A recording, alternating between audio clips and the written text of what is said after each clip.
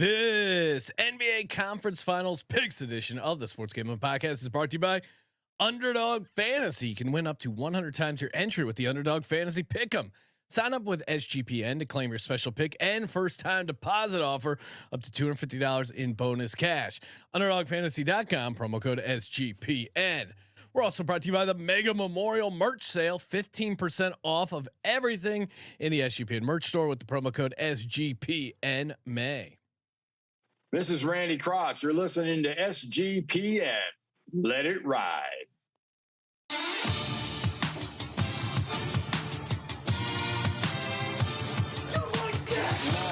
Cox. He's one of those guys who will get penetration.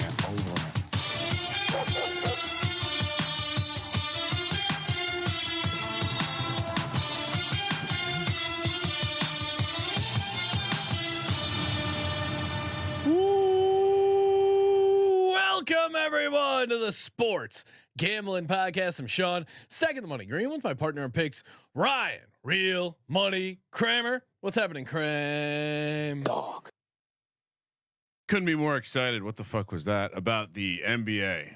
Conference the Finals, National Basketball Association. Don't act like a big market and talk over. I was about to compliment the country on all the small market basketball we're about to see. Dallas, Boston, Minnesota, Indiana. Wow, Ryan. All these flyover I like how you're throwing shade at Boston. I like how you're defining Boston as a flyover city. Of course, not a top 3 city. Seems like the Knicks got the bing bong and got knocked out. You still seem like you're not over. Perhaps your Dante DiVincenzo Italian Stallion shirt, when that arrives, that will pick up your spirits. It's really embarrassing that I have it coming on. It's probably going to show up on the same day as my Tommy DeVito autographed Giants jersey. It's a real like who's who of Italian swag drippers in the New York metropolitan come area. on, Ryan. You gotta rock the DiVincenzo. Oh, I will. I like I said, they got their. You don't need a big 3 when you got Brunson, DiVincenzo. You're opening a pizza parlor in Hoboken. Who are you calling to open it up these days? Is it DiVincenzo? He seems like he's on a bit of a heater, at least compared to DeVito. He does have longer arms, so I would imagine getting into the back of that pizza oven would be a little easier. But everyone knows, you don't factor in the reach when describing pizza employees. Everyone knows the best pizza chefs have talent with the wooden spatula, so you don't need that long reach. Tommy DeVito, he looks the part. He's got more cousins and whatnot who could work at the shop, trustworthy, not going to be stealing pennies from the register. Ryan, will Tommy DeVito be on the Giants roster come week 1? Boy, minus. I would say I'd say he's plus 120 to be on the roster.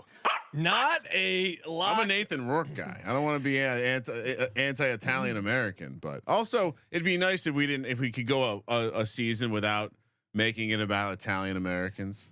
That'd be nice. Maybe let's not slander an entire people.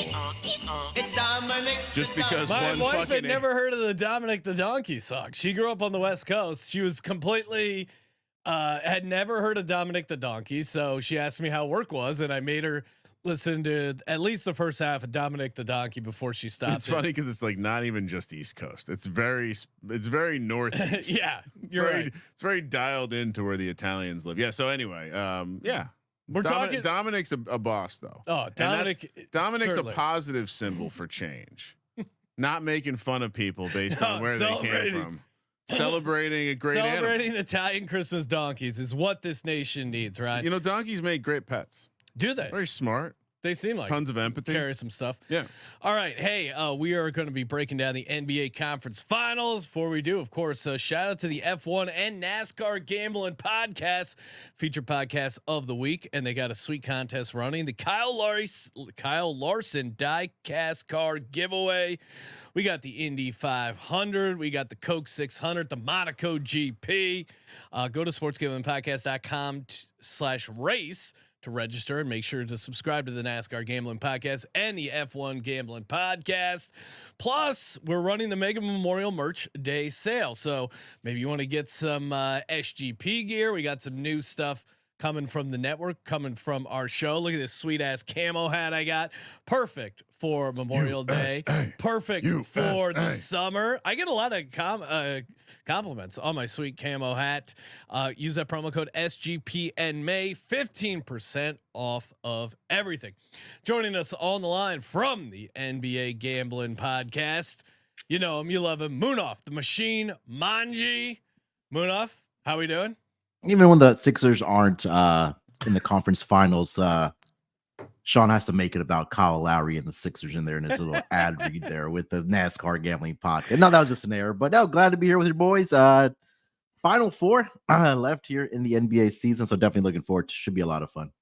Yeah, Final Four and probably a surprising Final Four, I would say, with that minus the Knicks, right? I don't think anyone had Mavs T-Wolves coming into the year for the Western Conference Finals. Joining us as well from the NBA Gambling Podcast, Mr. Scott Reichel. Scott, how we doing? Yeah, doing pretty well. Can't complain. I believe yesterday was the first time two road teams won a Game 7. I think either ever or in a long, long time in the NBA. So kind of a surprising outcome for those two games, especially the way that it unfolded. I'm sure we'll talk about that in a second. Final Four should be fun. Looking forward to it. I'm a Nets fan, so could be worse for me, I guess. Kramer, how you holding up? Look, I was born in 1982. What happened in 1994, I'll never forget. I can still to this day see the image of OJ's fucking car driving around Los Angeles as they cut away from the finals the year that Jordan decided to take a break. It wasn't just a car, by the way. It was a Bronco. You got to put some respect on the true. car. And what they've done to the Bronco on the way back has just been disgusting. But James Dolan made it very easy to go away. And I was actually watching the 30 for 30 with the Pacers and Knicks the other day. And I watched that too. It's like, oh my God, like just watching how much this fan base, like, they were acting like assholes too. That's one of those things. Like, imagine, I couldn't imagine not having won for so long and being that arrogant. I needed 2 rounds of playoff wins before I was going to order the shirt. Ordered it 2 days too early. Now I'm stuck with a Dante DiVincenzo. Yeah, when they were up 3-2, Ryan's like, all right, I'm firing. But if you are a Knicks fan who cares a lot about the team and you want to feel better, just Google James Dolan live performances. Because there are so many YouTube videos of him playing with his band live where people are just like, you fucking suck. Sell the fucking team. Yeah, we gotta dig up some of the James Dolan heckler videos. Here's the problem. People do go to watch his band play and heckle the shit out of him. Is Oakley still allowed? Is he allowed into the building, or Oakley's still not allowed? That was another one. That's how much of a boss Dolan is. He owns the land. He doesn't give a fuck about Oakley and Sean. He also owns the Sphere. Yeah. So I don't know. I feel like James Dolan might have copies of himself in the future in space when we get there.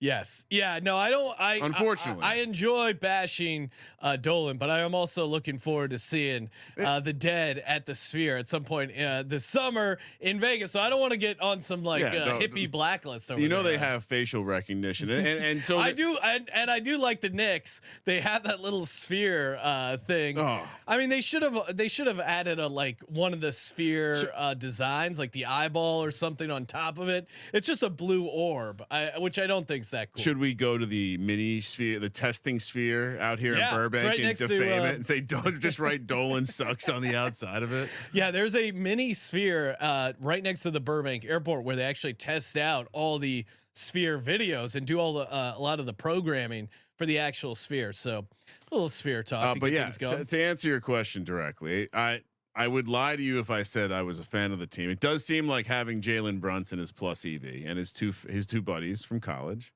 And yeah, I think I'm definitely way more likely to not just tail one of the NBA gambling podcast hosts horrible picks and take the Hawks on the over next year. I'll be tuned in for maybe a pro Knicks take. I don't remember who told me to bet the Hawks, but it was the only thing I decided to tail, and it was just sitting in my account for the entire year. And I'm just like, fuck this. But yeah, the Knicks are fine.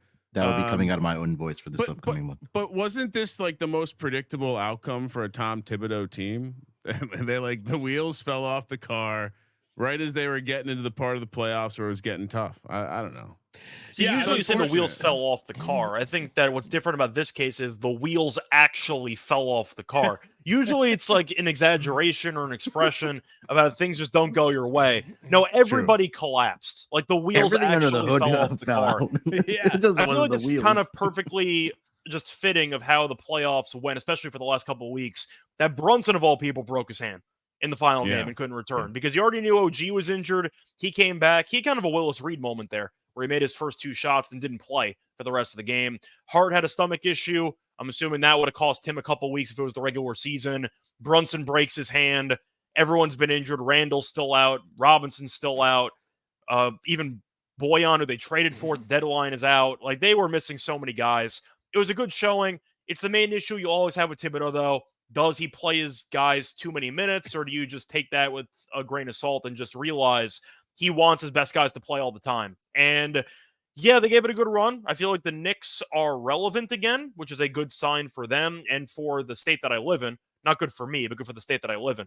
And I think you're looking at the Knicks being a potential free agent destination, which is something that we have not really talked about legitimately for a while. So it was a very good year for the Knicks. I think a lot of New Yorkers definitely fell in love with this team. And I do think that they regained some of the fandom they might have lost over the last couple of years of relevance. But I do think we know deep down the Knicks still need a lot of extra help because they were 1 game away from the Eastern Conference Finals.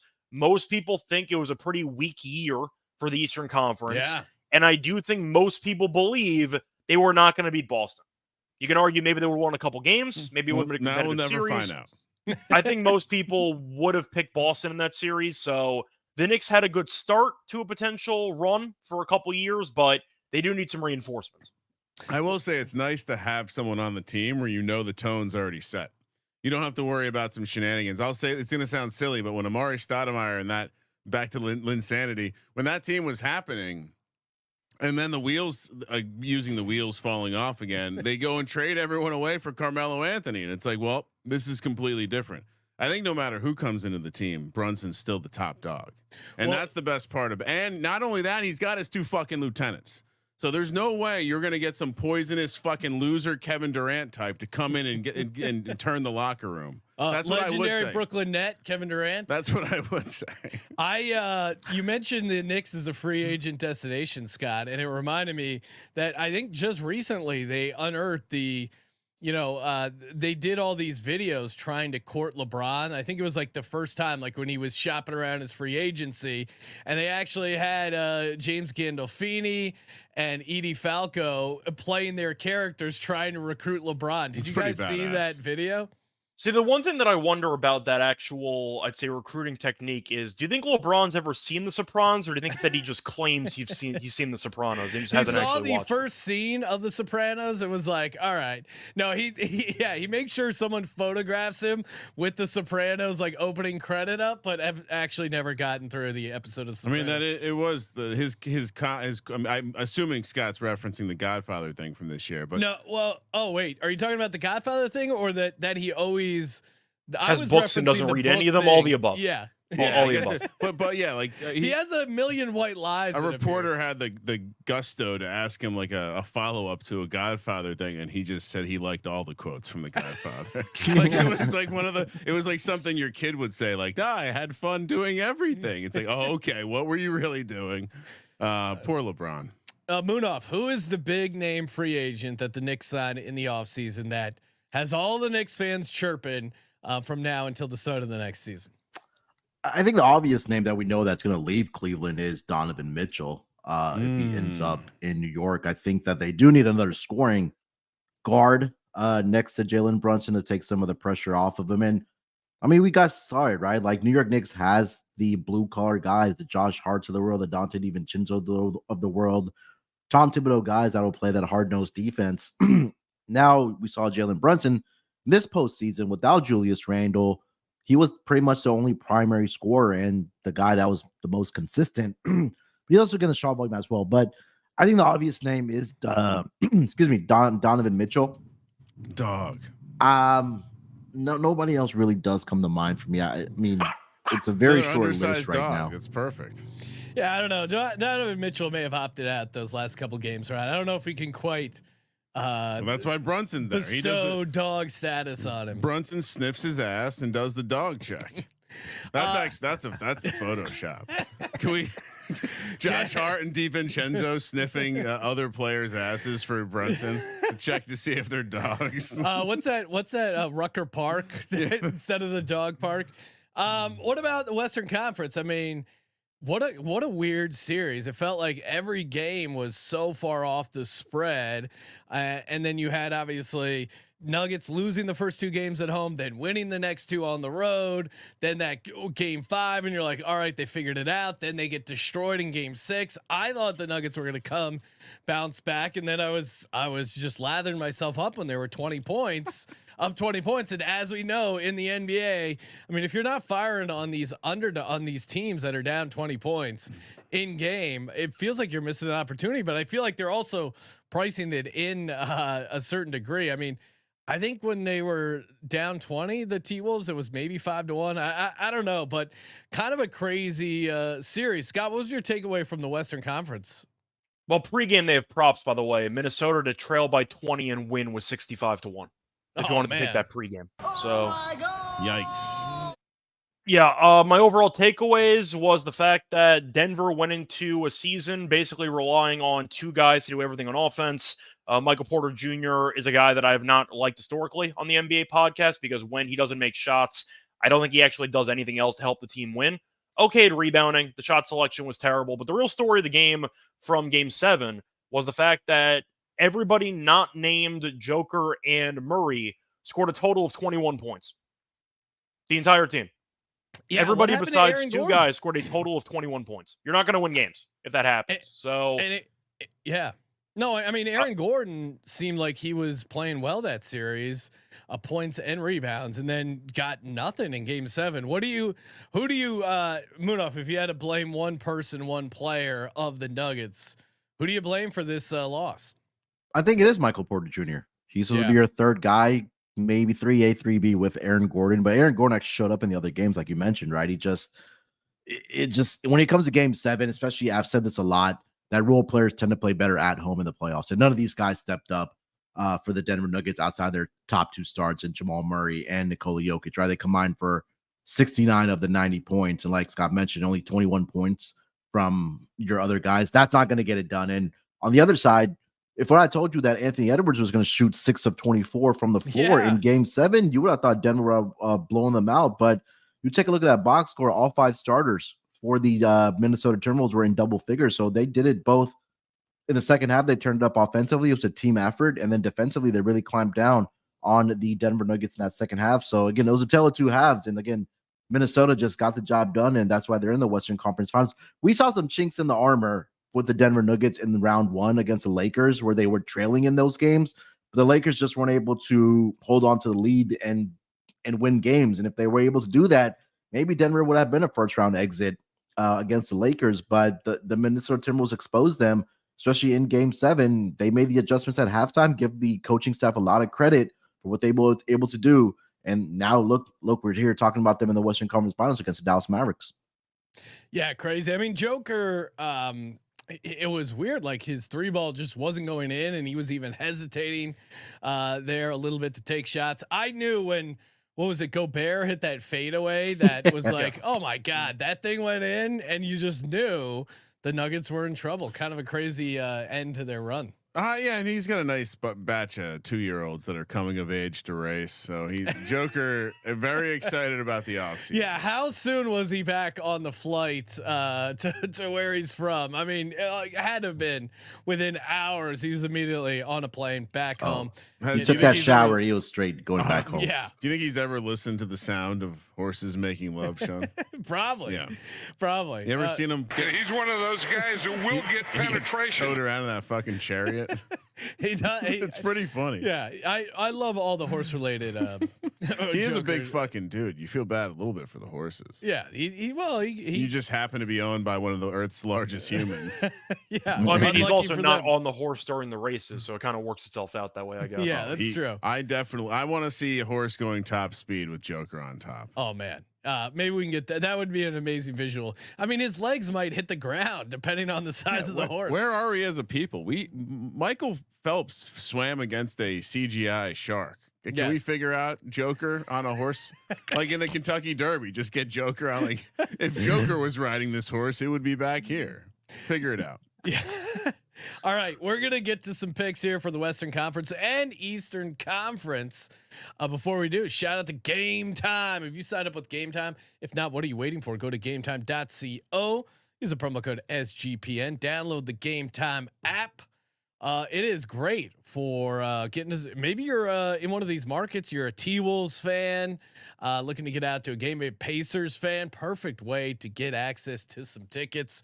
$20 off your first pair of tickets. Download the Game Time app. Use the promo code SGPN. You got the Game Time guarantee. When you buy in Game Time, your tickets will be on time and authentic, guaranteed. And of course, the low price guarantee is a part of it as well. If you can find a better price for the same row, same section, they'll refund you 110% of the difference. They don't have to do that. Why? Because they know their prices are going to be the best. You get the zone deals, the flash deals, so many ways to save over at Game Time. So get started today. Treat yourself to a game or a concert, live theater. They got it all over at GameTime.co or download the Game Time app. Promo code SGPN. First up, we got the Western Conference. We got the Dallas Mavericks squaring off against the Minnesota Timberwolves. We'll talk a little series first. Right now, Dallas Mavericks plus 145 on the series. T-Wolves minus 170 coming back the other way. Series spread is Mavericks plus 1.5 minus 150. T-Wolves minus 1.5 plus 125. And then a bunch of adjusted ones. The over under for the total series games is set at 5.5 with some juice there at the minus 160. How say you, Scott? What do you make of this Mavs T-Wolves series? Yeah, I kind of decided watching the Nuggets and Timberwolves series midway through, whoever won the series is going to go to the NBA Finals. No offense to Dallas, but I'm picking Minnesota in this one. Dallas did a good job of coming back in Game 6 to win at home, as they were down by, I forgot what the max deficit was, like 17 in that game. But just watching Dallas play, Minnesota is just so much better than this team from what I've seen from the last couple of rounds. Dallas got by against Oklahoma City because they had a size advantage. They were able to rebound the ball, and we saw Lively and Gafford have moments, mostly Lively, in that last series.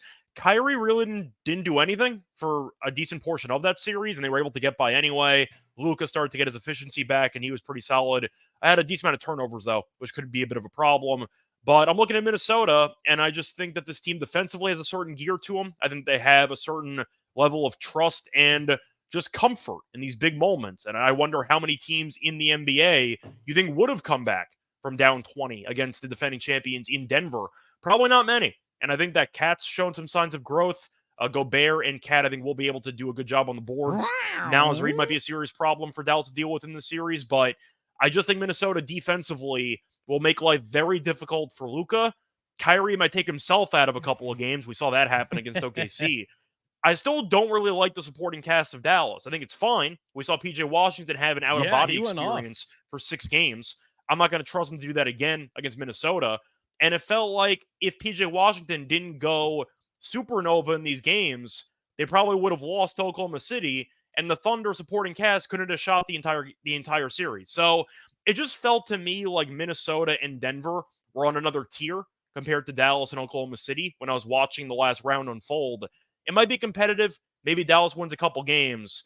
I think Minnesota wins in 6. I like Minnesota minus 1.5 games. It just feels to me like Minnesota has the length, the size, and the depth to make Luka's life difficult in the series. And I think because of that, I'm going to go with Minnesota to get the job done. Give me Minnesota in 5 or 6. You mentioned PJ Washington, 40% from behind the arc. It's tough to imagine that continuing. And the individual defense on this T-Wolves team has just been awesome. I guess what the Mavs have going for them, they get a little extra rest coming into this series. They didn't play Game 7. They have been good on the road, 29-18 straight up on the road in their last 47 games there. You would imagine Kyrie and Luka bound to. I mean, we're due for another playoff Kyrie game. I would imagine at some point. But yeah, I don't know. It's tough. It's tough imagining them getting to 4 wins in the series. Munaf, how say you? What do you like in the uh, Mavs T-Wolves series?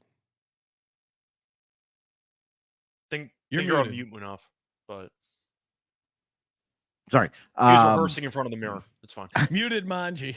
The muted Manji.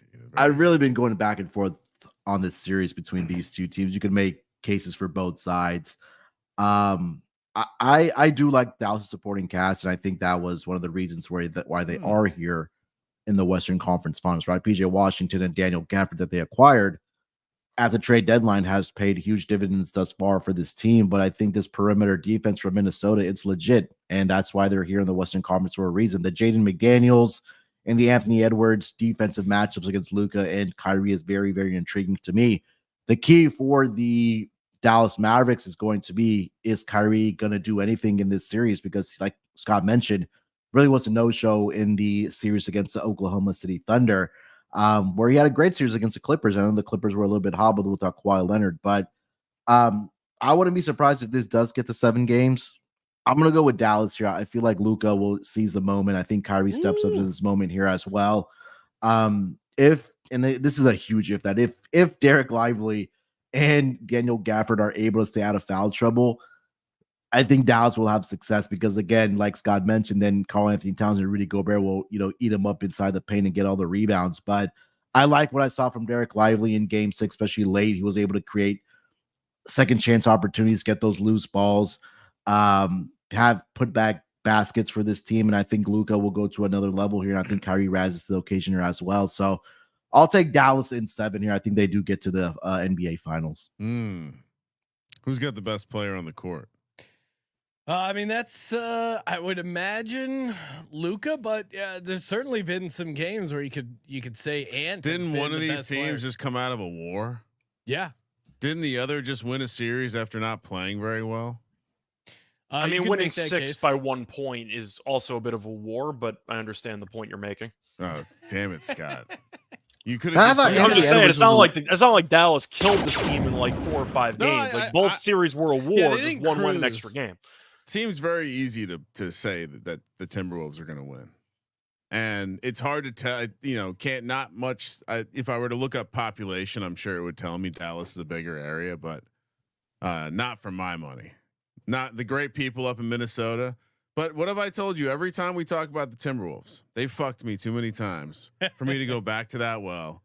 Give me the Mavericks. Ooh, what better way for the NBA to have a lull than Kyrie revenge against Boston? Not to spoil my Eastern pick, but that's what I think I'm going for now. Dallas gets it done. Too much heat for the not offspring of Michael Jordan. We find out that Ant-Man not the child of Michael Jordan. How do we find that out? This series. Oh, okay. Because we find out that dog's not in him. Rudy Gobert regresses to being a Frenchman, and everyone remembers. And Karl-Anthony Towns is a bum, and he regresses. That's what normally would happen if I were to bet on the Timberwolves here. So I'm going to take the Mavericks. Well, plus Luka is the best guy in the series, right? I don't know. A TMZ take. So I'm probably, She's still hurt. I'm gonna do it. I'm gonna take the T-Wolves with Scott. Who gets more calls? Who in this series? Like which team's gonna get the whistle? Well, clearly Luka, the right? NBA wants to promote Ant as the next big guy. Like there's a change into the guard in the NBA stars, and I think Ant is the guy that maybe would benefit from the calls. And I think you could make a case that there's going to be some nights out there where Ant is the best player on the court. Does Karl-Anthony Towns realize that? Not always. I mean, there were a couple. Obviously, the losses in that Denver series, it looked like the Nuggets had really figured this T-Wolves team out, which is kind of intriguing. It's a quick turnaround after that 7-game series. I mean, honestly, I'll take the T-Wolves at -170. I do love over 5.5 games for this series. I do think it gets to 6 at the very least, just because I think this Mavs team has an ability. They've been very, very good defensively. I think they're going to steal 1, if not 2 games, but I told myself I got to stop losing money betting against Anthony Edwards, so I'm not going to do that anymore because it's so frustrating watching him tough. go off and not having money on it. I think Minnesota in 7 actually could be the play. Although it's weird because Scott pointed out the two road teams won the game 7s. If you've looked and shame on me for not like factoring it into my handicapping, but we talked about, I think when we did one of our first playoff previews here, the power of the home game at game 7 really hasn't been what it used to be in prior years. Like it's seemingly post bubble. It's kind of fallen off here. So I like the over 5.5 games. Small data set. I like Minnesota -7. You might also be able to talk me into -7. what? I think you meant in -1. Oh yeah, In in seven. 7. Do we know what cousin Mush is on? Because it sounds like he was on both Denver and OKC. He is together. in the chat. Cousin Mush, feel free to let us know what you like in this game and we can steer clear of it. What about game 1? Game 1, the line is out right now. T-Wolves laying 4 at home. Mavericks 206.5. Scott, we'll start again with you. How say you in game 1? Yeah, unfortunately, it's two fade spots against each other because on one hand you have Jason Kidd in game 1, on the other hand you have a team off of game 7 in game 1, and I tend to fade both those sides. So I think I'm going to go with Minnesota in this one. The Mavericks have actively been punting game 1s, and they've been able to win series anyway. So I think that they're going to try to adjust to Minnesota's defensive coverages. They might take it as a wait and see approach, where they're going to try some stuff out, experiment, and I think they're going to lose game 1 before maybe bouncing back and stealing game 2. Minnesota, though, the crowd should be into it. I'm sure a lot of Timberwolves fans didn't expect them to be back here at home at any point once they ended up losing game 5, and they ended up back here anyway. But they won game 6 by 45 points, so maybe they ended up getting a bit of a boost there at home. I think at the end of the day, you're looking at the Jason Kidd-led Mavericks once again, no showing of the first game of a series. I think Minnesota will be able to use the size, use the defense to get the job done in the spot. So I'll go with the Timberwolves minus the 4.5. I like the under in every game, though, as Dennis says. I think every game's going to be a rock fight. These teams are going to kill each other. But I do think that Minnesota in game 1 with the crowd will have a bit more, at least energy, in my opinion, than what people might anticipate. I'll go with Minnesota in game 1. Yeah, no, I'm with you. I love the under. I mean, Mavs have been a straight under team. They're playing good defense in the playoffs, and their offense obviously is really struggled at times. They're on a nice 55-24 to the under, Mavs alone, and then you throw in Minnesota's defense.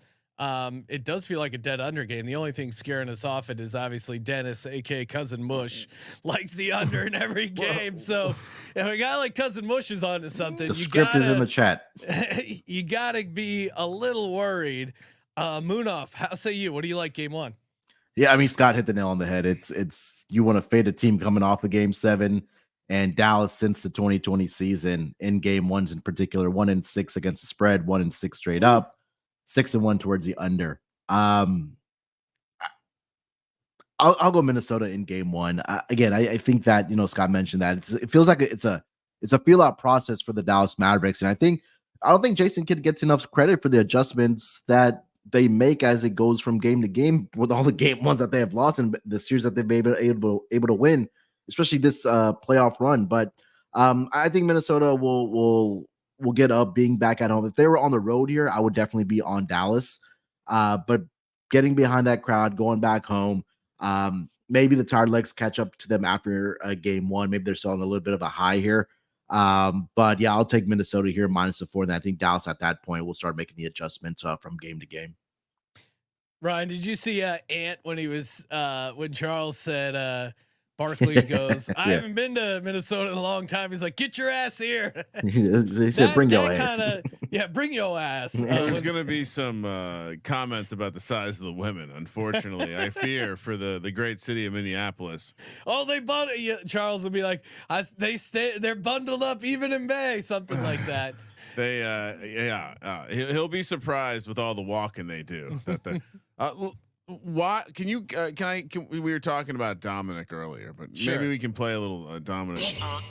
It's Dominic the donkey. Now, why would I lay 4 points when I can just take Timberwolves win game 1, Mavs win series, effectively getting a plus 425 on the Timberwolves money line game 1. Okay. I like what you guys are saying. I don't want to be too contrarian. I'm a little worried that everyone's on early bet splits suggesting that the entire world's on Minnesota, but Okay. I like pairing it with the Dallas win. So Yeah, that's my compromise. I could see to Scott and Munaf's points. Like, yeah, it's weird how bad the Mavs have been in game 1s. I mean, even the 2 series they've won so far, it's the exact same fashion where they lose game 1, they win 2 in a row, they win game 4, and then they lose game 4 and then win the next 2. It's a very And those game 1s weren't close, by the way. They got killed in both those games. No, and it's really hard to believe in them. I mean, I guess the case is, hey, Luka was dealing with a knee and ankle thing. Maybe he gets healthy. Kyrie decides to light a fire under his ass. Minnesota's gas from game 7, but I think the home crowd's going to carry him. So I think Minnesota -4. I think if there is a game to steal, it will be game 2. Game 2. Let's go. So and I'm with you guys. I also like the under 206.5. Feels like a good play there. All right, kicking it over to the Eastern Conference. Before we do that, shout out to one of our new sponsors, Rhythm. If you're getting in on some NBA player props, you got to download the app Rhythm, RITHMM. Get it in the old app store, wherever you get your apps. If you're watching live, I'm pulling up the Rhythm app. It's pretty cool. You can play around with creating your own models. You could just rely on their models for prop picks. One of the ones they tossed out, they have Naz Reid over 9.5 points. Rhythm predicts him to go for 13.2. If you've been following the Naz Reid story, it's been super fun. There was a random tattoo artist who said, I'll give out Naz Reid tattoos, $20. Anyone who wants a Naz Reid tattoo. I think he's up to like 200 something Naz Reid tattoos. So you got to love that energy. You got to love Naz Reid here at home in a game 1. Again, I like the under for the game, but Naz Reid over 9.5 points feels very doable. Get download Rhythm today. Get ready for the NBA playoff props and get the 7-day free trial. Try it out. I think you're gonna like it. You're gonna get some winners from them, available wherever you get your apps. Player props and game picks every single day. Rhythm, RITHMM. Sean, I like how it has the Titans props up there. Subliminally, just getting me excited about football. Oh, come on. It knows football, Ryan. Will Levis. Moving over to the I feel like we're higher than market on the Titans, Ryan. Very much so. Well, they have a gamble. Very much. Also, guys, football here. Scott and Munaf, you guys both do props. Settle an argument. Please don't insult. Settle an argument between Ryan and I. Ryan and I have been doing some best ball teams together, and there was a heated argument in the office today between Jonnu Smith and Mike Gesicki. Who would you rather have in a best ball fantasy football team, Mike Gesicki or Jonnu Smith? Keep in mind, the Miami Dolphins didn't have any receiving touchdowns from their tight ends last year. Well, you're really leading the witnesses. Now certainly, Jonnu Smith is probably better than Durham Smythe. But Scott, who would you rather have? So, I mean, Gesicki, of course, has more touchdown upside based on history, but I don't think anybody loves Jonnu Smith more than Arthur Smith, and Arthur Smith's not calling plays anymore, so that might actually hurt Jonnu for the upcoming season. Sorry, and the actual debate was K. Dotton versus. No, it was absolutely not K. Dotton. Okay, we got off on a tangent where you were. drafted K. Dotton. We drafted K. The conversation was, we're building a team. We're gonna have a bunch of shitty tight ends. And we were talking about Jonnu Smith, and it was not a versus B. It was really you were out on Jonnu Smith. Yes. I was in on Jonnu Smith. No, but Scott had a great point, and sorry to interrupt, Scott, about Arthur Smith loving Jonnu Smith. Great point. I mean, it's a little bit tricky because you're also assuming that Burrow's going to be 100% healthy. If you're going with Gesicki, which might be a bit of a question mark too. Hearing about this issue with that wrist thing could be real. We'll see. If I had to pick between the two of them, you know what? I think I probably would lean to Jonnu if I had to pick between those two. The core of my argument is just purely this: Every other iteration of that offense, there's a tight end that has success. They went outside Jonas Smith for a reason. Munaf? Who's throwing the football in Miami? That Tua. Do I need to say more? That you know what? That didn't even come up in our. That didn't even come up in our argument. Close. He throws a real catchable ball. Thanks for helping me win that debate, Munaf. Sean, Just real saying, quick don't disrespect Mike White. You know, maybe Tua gets injured to get Mike White. And back. if Joe Burrow gets hurt, backup quarterbacks love tight ends, those easy dunks, and things like that. So yeah. Segment idea.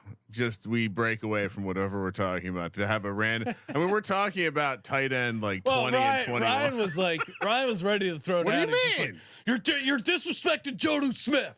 I felt like you were. This office is built on a house of lies. How can you say that about Jonas Smith? I'm like, it was. I don't see it. I mean, the Bengals have multiple tight ends though. Like last year, Sample and Hudson were fine. Yeah. Like I don't know what the snap count's going to be for Gesicki. I think Jonnu actually might get a decent role on this team. Oh, interesting. I see. I thought so. Easy to see a tie turn. There was me and Kramer met earlier today, just talk about some stuff for the network. And I felt like Kramer was a little bit off there. He looked a little upset. He had his eyebrows raised a little bit. He wasn't himself. So Ryan was legit angry at me that I didn't like Jonas Smith over Mike Gesicki. What are you talking about? Yeah, it was like that. Except, what are you? You're just underrated. You being out on Jonas Smith was irresponsible. That was my point. You're assuming John is going to have more receptions and probably more yards. The question is, will the touchdowns make up for it? If the Bengals have like 3 tight ends. Reckless right now. If you want my actual handicap, it's purely that Jonas Smith is one of those shit tight ends that's going to be in an offense that's going to design shit for him around the red zone. I think he's going to have a lot of red zone competition. All right, we're gonna have to have a fucking Jonas Smith bet this year. Yeah, you got to be the heel. You have to be the heel. Indiana Pacers square off against the Boston Celtics.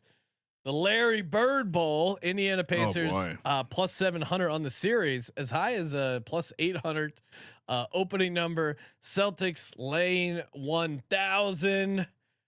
Well, I guess it's decided, Munaf. Boston Celtics definitely going to the NBA championship, NBA finals, as you guys call it. Yep. No way this scrappy bunch of Midwest kids who can hit some threes, and there's no way they can out Celtic the Celtics, right, Munaf? Unfortunately, I don't. I think they will make the series competitive.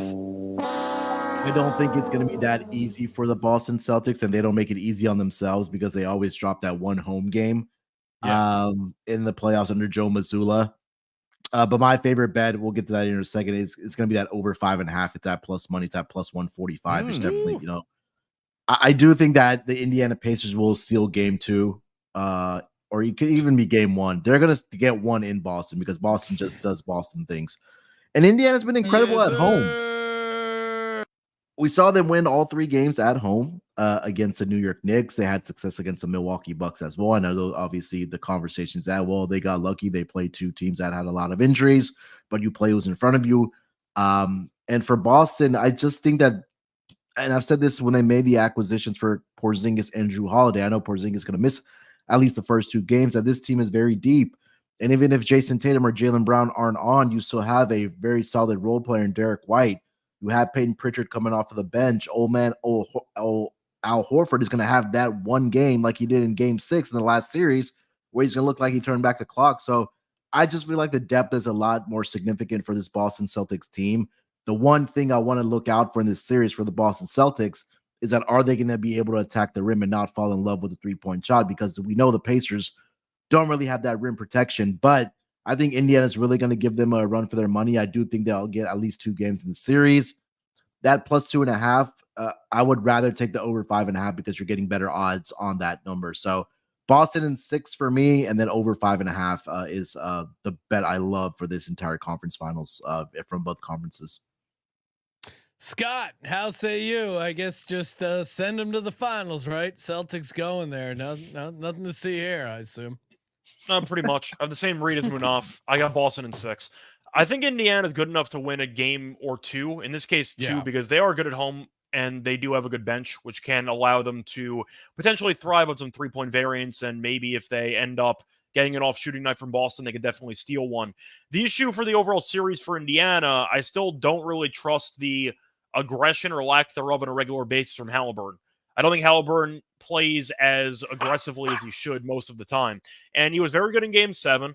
The whole team was. They shot like 70-something% from the floor. It was just stupid how well they shot from the floor. But the point is, Halliburton has these games where he'll randomly go for 30 points, and then the next game will go for like 10, and he'll take like 6 shots. And you're just wondering, what are you doing throughout the course of the game? And now he's got to deal with Drew Holiday, which is not a fun matchup for any guard to deal with. But Siakam, I do like.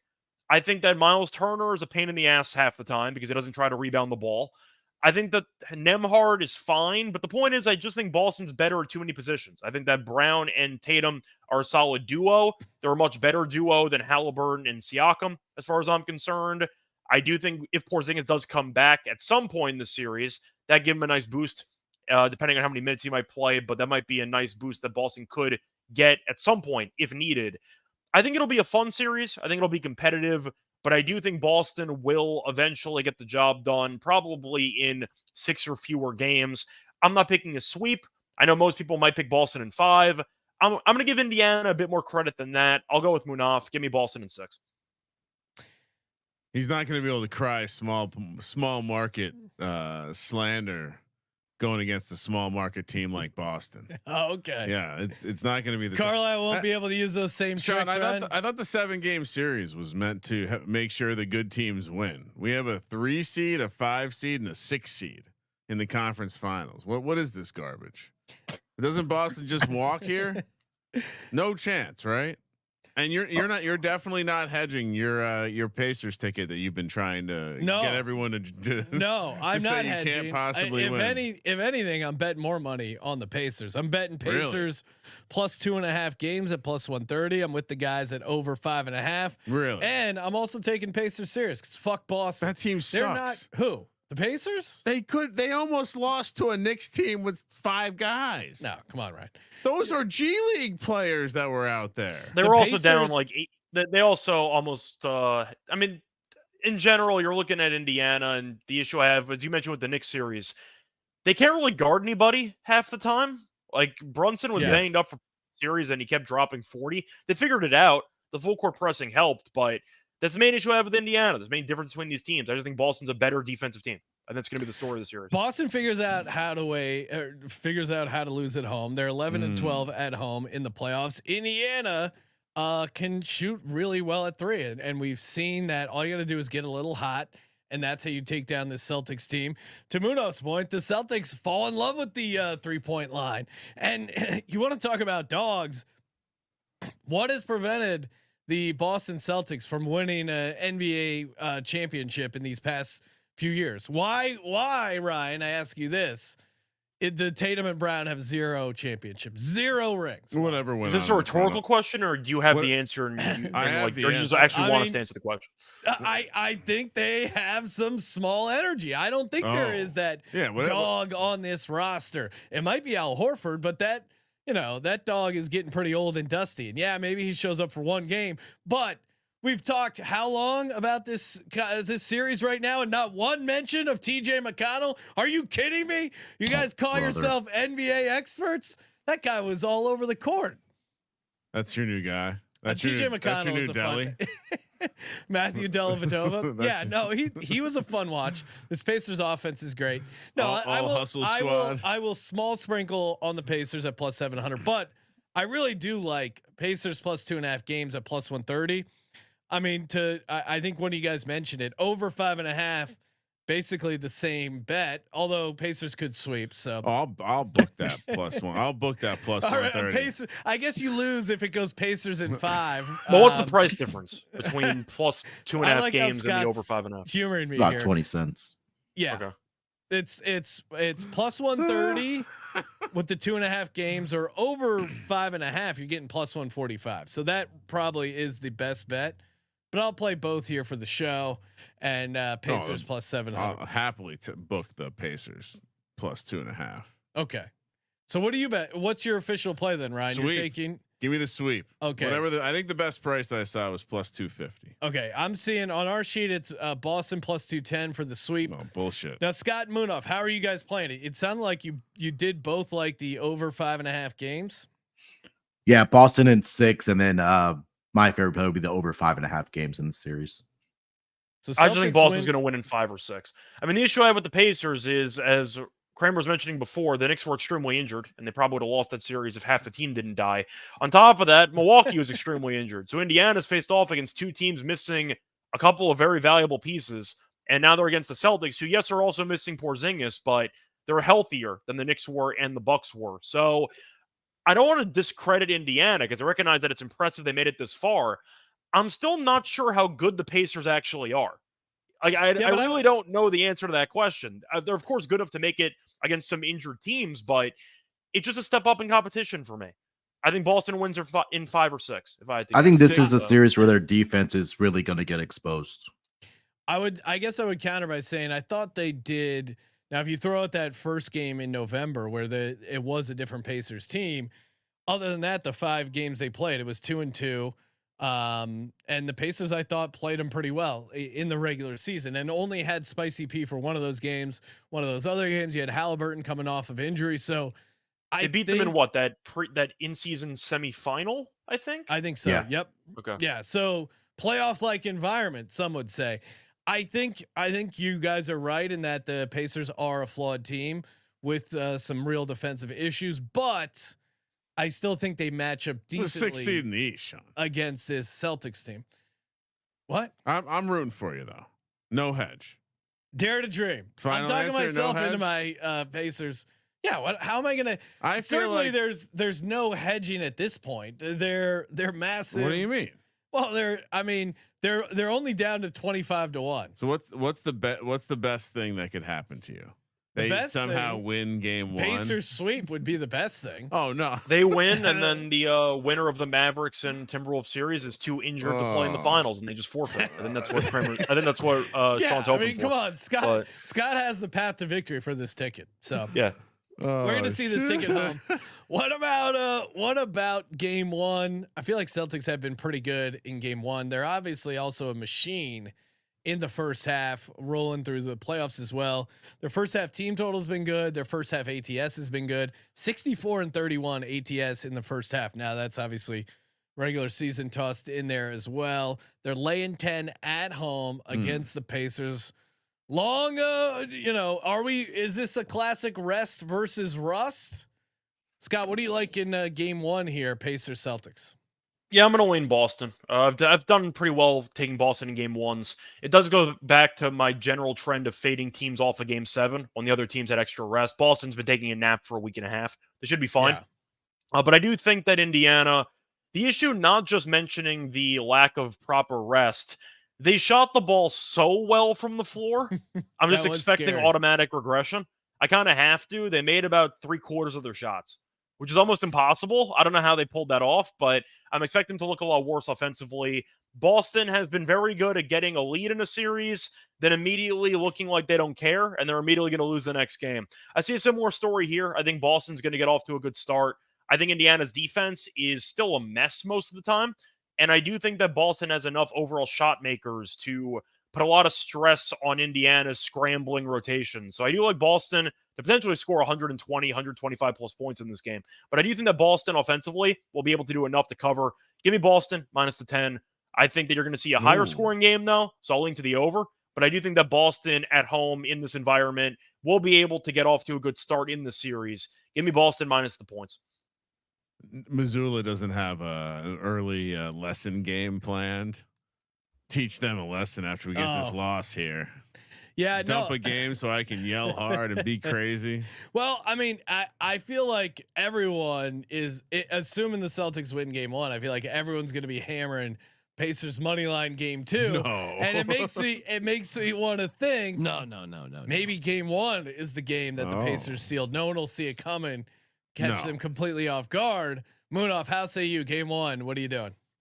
Yeah, I think it's Boston here. Again, it's the Pacers going off of game 7, and we talked about that with the Mavericks series as well. But I think again, Pacers defense on the road in particular in the playoffs has been the second worst defensive rated team. And I think that's something that's going to get exposed in this series because now you're going up against a relatively healthy team in the Boston Celtics. And we've seen Boston come out in game ones in this playoff run, and they've taken care of business, right? We saw what they did against Miami. We saw what they did against the Cavs.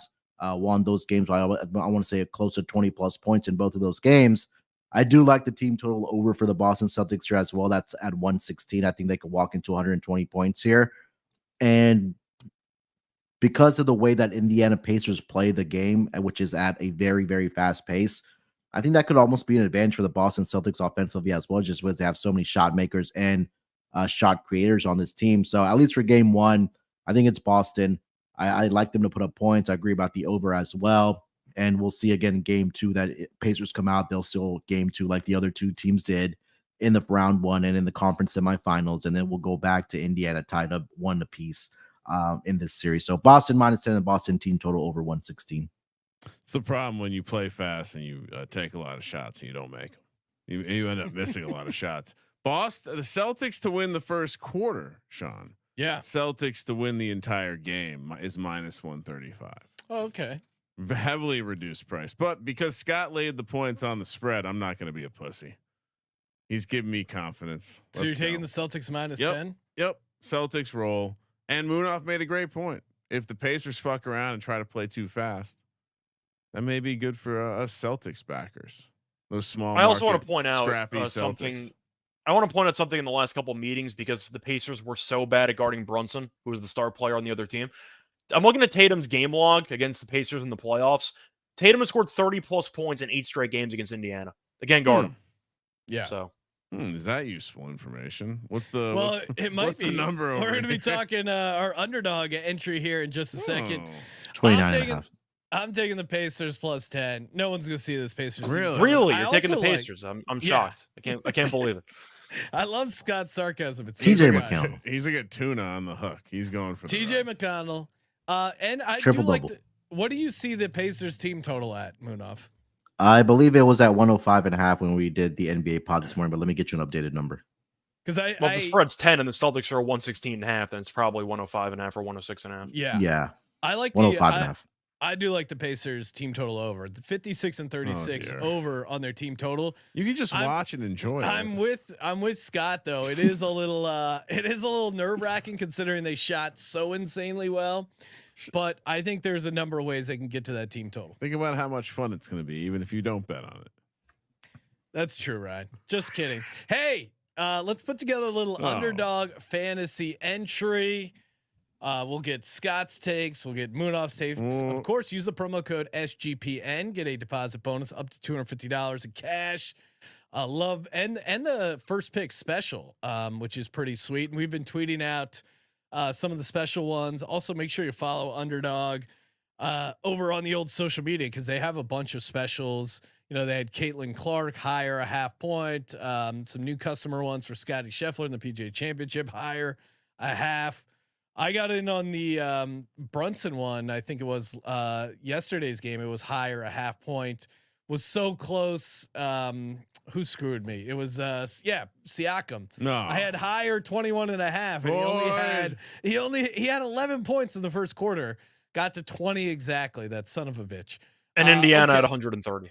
I know, like literally everyone was scoring except Siakam, and he was shooting well. Like it was very frustrating. But we're gonna get one here. Let's put it together. Are we sure we want Munaf's take? Oh, Munaf. We haven't.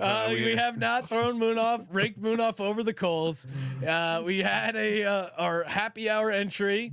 Munaf got a little cute, decided to fade one of the best basketball players in the world, Joker. Took his under PRA. The numbers were there. What do you want me to do? I mean, come on. It could be worse. We could have had a soccer player that got a foul in the first minute.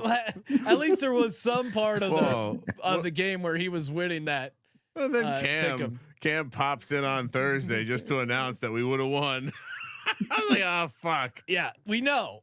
As soon as one of those goes wrong, you immediately know. Yeah, you know. Hey, the rest of these are definitely going to hit. And you know what? I can't wait to argue with someone at the next conference we go to about how things are connected. These types of actions, they are connected. Yes. If you lose the first leg of a 10-leg parlay, you will hit the next 9. No, that's exactly. You how won't it get a goes. single sweat out of it, and that's it's just the way the universe works. I'll let you go first here, Munaf. Little redemption tour. What do you like in underdog fantasy? Yeah, I mean, Scott mentioned it. If you want to go Jason Tatum, if you want to go either his points alone or his rebounds, I couldn't talk you off of either one of those. Like Scott mentioned, was it 8 straight against the Pacers with 30 plus points? The number's at 29.5 right now over on Underdog. And he's also had great success rebounding the basketball. The 4 games this season alone, 12 rebounds, 13 rebounds, 7 rebounds. So if you want to do points and rebounds together or just points alone, I think Jason Tatum has a big game 1. Which one are we doing, Sean? Be the arbiter. Well, no, I'll leave it to Scott, Points, but I do points think and rebounds or just points. I mean, Josh Hart was getting a ton of this Indiana team that you like so much, near and dear to your heart. Pretty soft. I think soft on the glass. I think points is the way to go. All right. But Points Scott, how say you? What would you rather? Points or rebounds for? Yeah, I realized I misspoke, by the way. I said Indiana shot 75%. They shot 67%, whatever, 2/3. It was something insane for game 7. Someone's going to be mad about that. Are you allowed to take both, or you can only take one for I think Tatum? you can only do one for one thing per player. Yep, one thing per player. Okay. If we're going to do one 10 thing per player, then I think we should probably merge both. I'll take the points and rebounds. Because there's a chance he could go for like 12 rebounds, and that way if he ends up with like 27 points, then you're still fine. So I don't mind 39.5. No tax. So it's 39.5 points and rebounds. Yep. I mean, I think he's going to go over everything. So sure. Let's go points and rebounds. We like both angles. Let's do it. Okay. Yeah. And what's another one you like, Scott? So I think I actually like Halliburton under, or I should say lower. Sorry, lower his points in this game. Don't sue me. I meant lower. He's soft. He is so soft. Don't sue me. I feel like Halliburton is just a guy who I think is going to need a game or two to adjust to the likes of Drew Holiday, who is still a very solid perimeter defender. Boston has a lot of guys that are very solid at defense, and Halliburton I think is too passive at times. And I feel like Halliburton has always been a pass first guy. He never gets to the free throw line. I've been critical of him for that for a year and change. You can look at the free throw numbers. He never goes to the line. So if you're basically taking a guy to go higher on his points by only hitting threes, then I'll take my chances. So I'll go with the lower on Halliburton. I think that he's probably going to have a mediocre game. You also have to wonder about potential fatigue. We'll see what happens, but I just don't see him having a monster offensive game points-wise. So I like the lower on Halliburton points. I'd like to toss one in. I'm on this angle right now, and I'm going to start off with a little trivia here for Scott. Scott, when was the last time Karl Anthony Towns had higher than 20 points in a home game? Let me think about that one. Oh, I'm assuming it was a while ago because you probably wouldn't be asking me that unless it was a long time ago. Yeah, it was a long time ago. I'm going to say it was. He was injured for a little bit. I was going to say a hot take. It was a regular season game. Yes. Okay. We're on a good start here. I can't give you exact regular game. season games. I don't know. It was in the regular season. I don't know. Well, I mentioned it to Scott because it was against his Brooklyn Nets Oh, the way back on February 24th. He put up 28 points. Yeah, it's this weird trend where he scores more on the road than he does at home. It's been a pretty consistent trend. 19 is the highest he's had at home in the playoffs so far. So I like give me lower 20.5 points for Karl Anthony Towns. Toss it in the old entry there. Do we want approval, or you're just gonna say? I'm tossing it in. Okay, Kramer, do you approve? Sure, it sounds great. 3 is better than 2. Munaf, how say you? Check mark. Check mark. All right. I'm assuming that's a positive. So again, we like Karl Anthony Towns lower, Jason Tatum higher, 39.5 points and rebounds. Halliburton lower, 19.5 points. And if you put let's say you put $100 entry, you would return back 600. Yeah, you can, depending on your appetite for risk in a entry like this. Underdogfantasy.com, promo code SGPN. The amount of money you have riding on this series already, you don't have to do this, Sean. Thank you. You can just enjoy the game. Jesus. All right, time for our lock and our dog. It could be game one, it could be series, whatever you like. And make sure you subscribe to the NBA Gambling Podcast so you can hear all their picks for each game. Props, they go hardcore in the paint. We should have tossed in the Nas Reed one as well, but didn't get to the final there. Munaf, how say you? What do you like? Yeah, lock. I'll go game one. Celtics team total over 116.5. If you want to take them in the first half as well, Sean, you know this. Being an NBA guy now as well, they've been a cash cow in the first half. But I do like Boston in every which way. And then for my dog, I'll say the same series over 5.5 games at plus 145. I think that's great value there. I think Pacers can get at least 2 games in the series. They've been great at home, and we know Boston at a certain point in the series will drop a home game. That's 2 games right there. You're in the money. Scott, how say you? Locking the dog. Yeah. So for the lock on the show, I really did like that Boston team total over 2. I know Kramer mentioned a play earlier. Boston first quarter, Boston to win the first game, which I think is a good deal. I think he said it was minus 138. I don't mind. That I'll probably actually go with as my lock. I think it's a good deal. You're finding a way to fade a team off of game 7 off of an all-time great game 7 shooting performance. Boston, you're expecting to come out firing, and they've been good in first quarters, especially in game 1s. So I like that play. Give me Boston first quarter and Boston first game money line combo play at about minus 138 as my lock. For my dog, I think I actually am going to go with a series play. Give me Minnesota to win game 1 and the series at plus 105. Oh, okay. Shit. Can't go against Scott.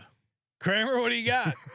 Well, Scott, when Scott copies your lock, and compliments it, so I know you're fully, sharp, right? Yep, fully aroused. I thought about wire to wire, but there is a chance Boston punts a quarter, and that way you end up losing. So that was my other option, but I'll go with the first quarter instead. Wire to wire in the NBA is diabolical. So I'm with Scott.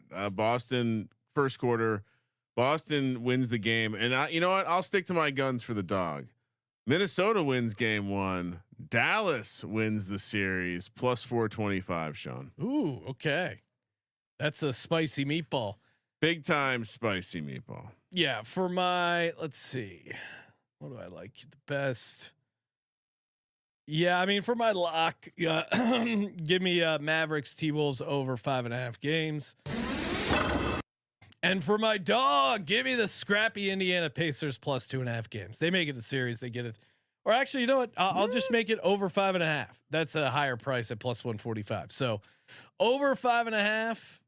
Although, yeah, if Pacers win in 5, sure, I could be screwed, but I'm willing to take that risk. Over 5.5 for my dog in the. I'm basically betting. You're at J.R. Smith level of irrational confidence right now. It's great. Love these Pacers. Over 5.5 Pacers is my, or Pacers Celtics is my dog, and then my lock is over 5.5 for the Mavericks Timberwolves.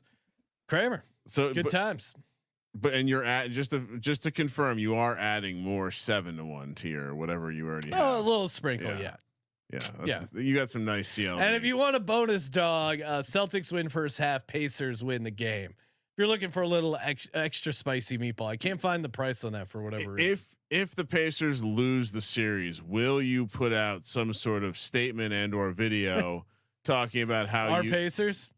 Talking about how you felt your process was good and you would make the bet all over again. Yes. Okay. Right. I just want to know if the TJ McConnell jersey's already in the mailbox or not for Sean there. Look out. It'll take over my CJ McCollum. Oh, wow. No, so don't do it. CJ McCollum Lehigh jersey is elite. The 2 times a year I wear it. Yeah.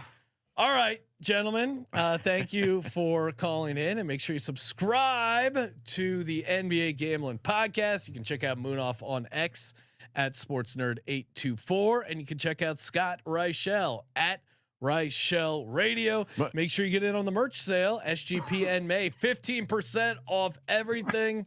And Sean, don't. I know you're a big, you're a closet tennis gambling podcast fan.